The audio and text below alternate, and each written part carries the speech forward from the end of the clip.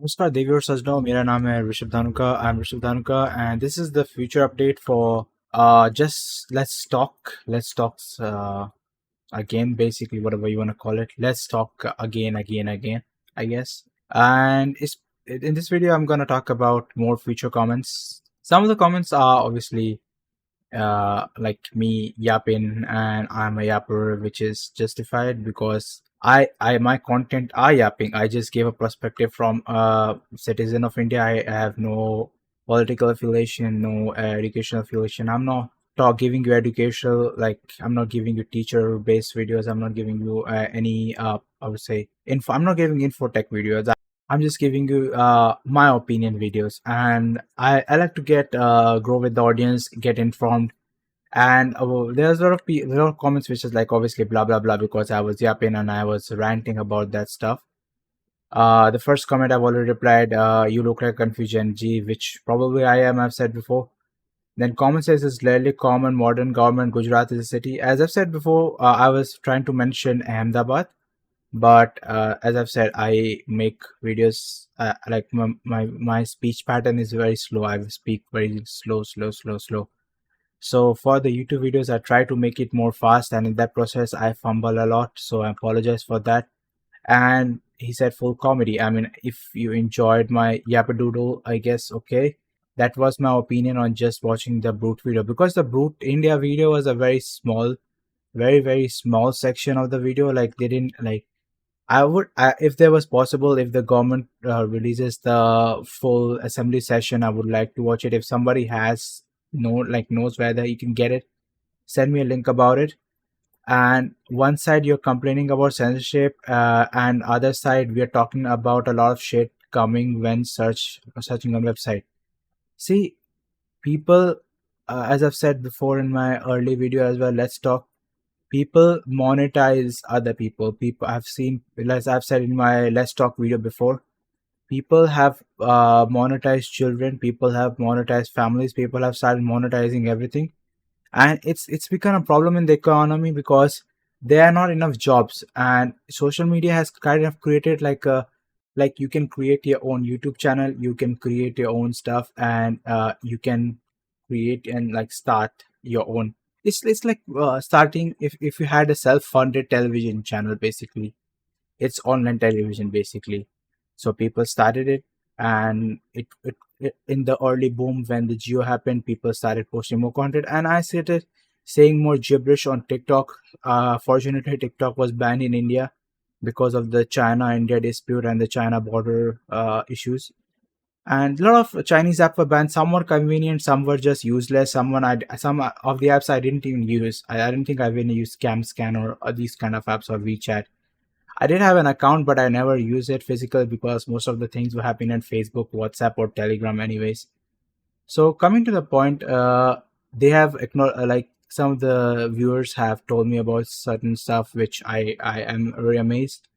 That Sudha Murthy was not only an achiever, she is a great, and she had made her husband successful. She was the first engineer back in the day when women were not allowed to get out of the house out of a hit. She was the first employee at Tata, and she fought with the management for many stuff for women. And she had financially helped Narayan Murthy in developing Infosys, or whatever he had built in the empire, and the entire Infosys slash foundation empire. And she also has a foundation, as I've told before.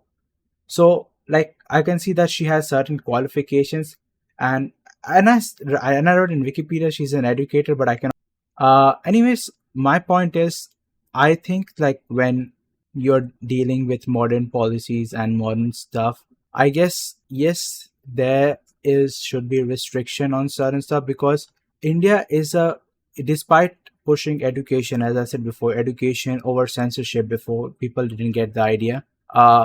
Educating a large mass of 1 billion people will be hard, and it's gonna take a while. I'm estimating 5 years. It could be more than 5 years.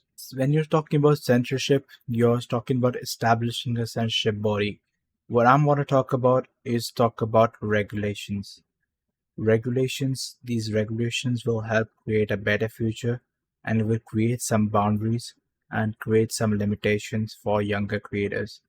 First of all, if you're a creator that should be under the age of 17, you will need a parental account that will be managing your account. Like there will be a parental account, and the parental account will have a child account, and the child account, if under 17, should have heavy monitoring, like these, as I said about AI tools. These AI tools can use and detect if there is kind of abuse or some kind of misconduct shown in the videos. There could be that. Plus the children videos, there will be limitations on how much videos you can upload one day. There should be limitation on what kind of categories the person can speak on, because I've seen a lot of people or the celebrities who force their children into talking about politics or other kind of giving other kind of opinions as well. So that, and there should this accountability as well, because obviously the children's account will be created under the parents account if they're under the age of 17, and after the age of 17 they can create their own personal Gmail accounts and create their own accounts. But I think you can create some kind of production and limitations, like as I've said, category wise. But I think the rest of the media, as I've said before, you can create like as I've said, sorry, the AI by Google or the AI detection tool by Meta already detects harmful content that are created with children involved in them. Okay, and if some by chance they bypass the algorithm, you as a citizen of India can report the harmful malicious content. My problem was when Sudha Murthy mentioned that protection of children is important and the clothes they wear. Her focus was on the clothes. Her focus was not on child manipulation. Her focus was not on child abuse. I would like to elaborate on the child abuse, as I've seen content floating around, which I have reported personally, which have been removed. And I'm talking about these during the COVID era. The AI detection tool by Google has improved a lot, and they completely flag this kind of content. And even if there's some content that fly under this bus, the community, the Reddit community, the internet community always comes forward and talks about this kind of content, and they are usually flagged in news channels and finally taken down by the government.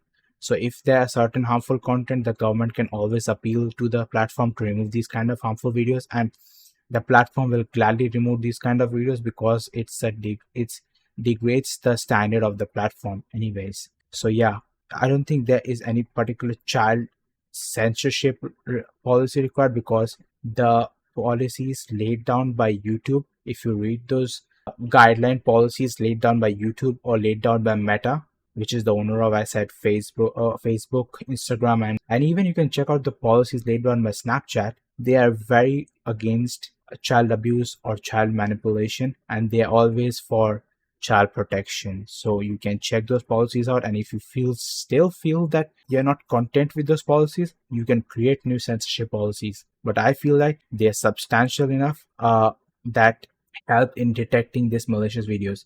As far as you mentioned about singing and dancing videos where parents are manipulating them, I think it's a problem with the parenting of the person.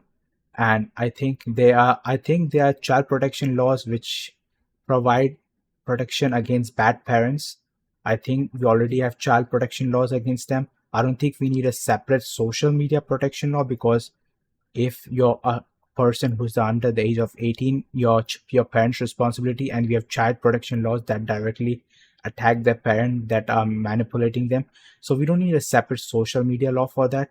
We already have child protection acts, and I think they are very rigid and very good in my opinion. But no, I don't see a need for child censorship, especially for social media, because large big social medias have already protection against them. I think it was an unnecessary speech in my opinion. That's why I got raged out, as I said in my past video. Anyways, thank you for watching the video.